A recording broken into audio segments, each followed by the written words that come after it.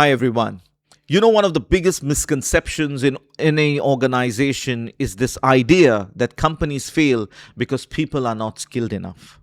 But after years of working with different teams, leaders, managers, and organizations, I have realized something. Most organizations do not suffer from lack of intelligence, they suffer from lack of emotional safety. And those are two very different problems. Think about it. How many meetings have you attended where people had ideas but they stayed silent? Not because they did not care, not because they were incapable, but because somewhere along the line they learned it is safer not to speak. And this happens slowly. A junior employee shares an idea and someone mocks it. A manager raises a concern and he gets shut down publicly.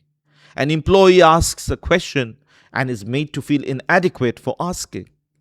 Now, individually, these moments may appear small, but culturally, they become dangerous. Because organizations are shaped less by policies and more by repeated emotional experiences. People remember how they feel inside organizations. And when fear becomes part of the workplace culture, something very interesting happens. Employees stop taking risks. They stop challenging bad ideas. They stop giving honest feedback. They stop thinking creatively. And eventually, people stop bringing their minds to work. And the only focus that they have is on process, on compliance. And believe you me, compliance and processes can keep your organization operational for some time, but they will never make your organizations exceptional. In order for innovation to happen, you need to allow people to grow, and people cannot grow when they feel afraid.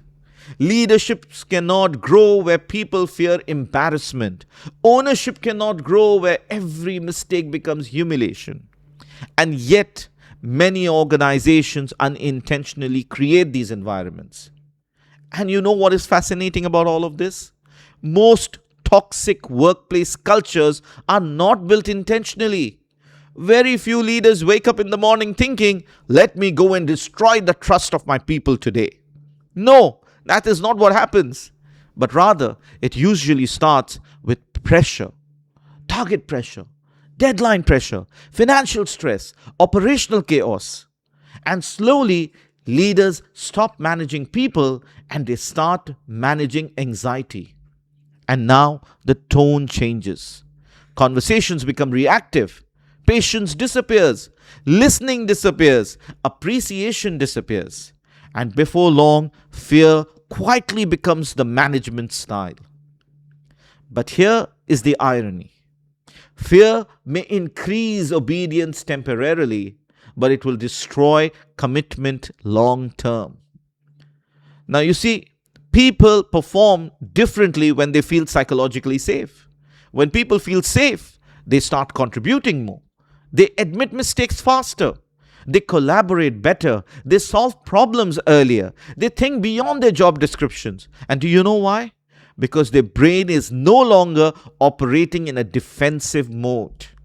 And this is where many leaders misunderstand leadership. Leadership is not control. Rather, leadership is creating an environment where people can perform at their best without the fear of humiliation. And that does not mean that you lower your standards. In fact, psychologically, safe organizations often have very high standards. But there is a difference between accountability and emotional intimidation.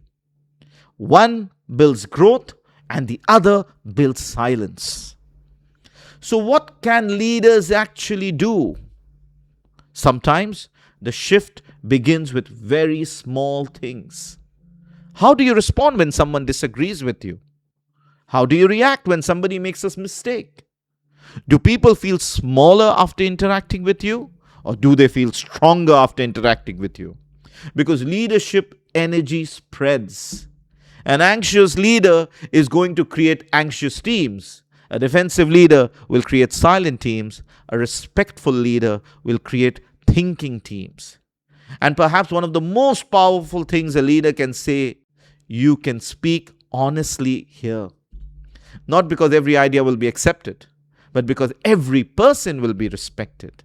At the end of the day, organizations do not transform because of slogans on the wall. They transform because of culture. And culture is built conversation by conversation, meeting by meeting, reaction by reaction. The question is not whether your employees are physically present.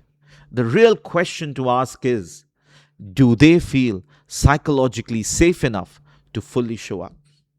Thank you so much for watching this video. I'm Mansoor Danish from Abira Consulting. Please remember to like this video, share this video, and subscribe to my channel. And stay tuned for similar videos in the future.